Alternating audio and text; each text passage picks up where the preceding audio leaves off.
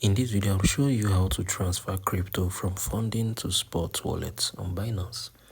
Open up your Binance. If you have, let me say, USDT in your funding wallet and you love to transfer it to your spot, click on this transfer. You can see it's currently in the spot, so move this.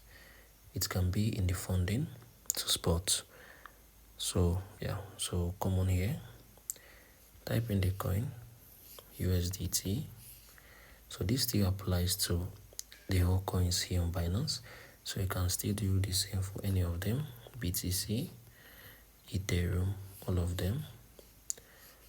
So yeah, this I can do this. You can transfer any crypto from your funding to spot. What you need to do, just make sure this funding is up.